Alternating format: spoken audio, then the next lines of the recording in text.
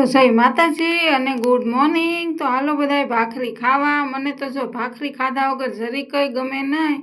સાગીને સીધી ભાખરી લઈ લો, એ તે પાછી ઘી સોપડેલી પસપસતી હોય તો મજા આવે। હું પહેલાં મારી મમ્મીને ઘરે હતી તો મને આવી જ ભાખરી ગરમા ગરમ તૈયાર મળતી, પણ હવે હું જો આ રમકડા ભરીને જલસા કરવાના, જ્યારે ઠલવે તો મારે ભરવાના। કર્યાવર તો નૈતિકનો આટલી વારમાં એને કહે કે હાલ હું તને વાળ કપાવવા લઈ જાઉં, એટલે જો ત્યાં કેવો સીધો દોર જેવો રે, અને ઘરે તો જો એ મોઢું મલકાવે તો કેવો સારો લાગે। હવે એની જેવા વાળ ને એની જેવા, હાચી વાત ને? શાબાશ। ત્યાં તો રણજીત આવ્યા ને આ કાક ખાવાનું લેતા આવ્યા કે જો તું, પણ મને તો કાંઈ સેટિંગ ન આવ્યું અને એણે તો હબડુક્યા લેતા લેતા ખાધું।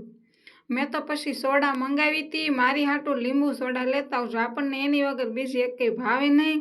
તો રણજીત કહે કે મારી હાટું રાખજે। મેં કીધું પીવાની હોય તી કે હોય જ તેને, તો વિડીયો પણ લાઈક કરવાનો તો હોય, શેર કરવાનો હોય।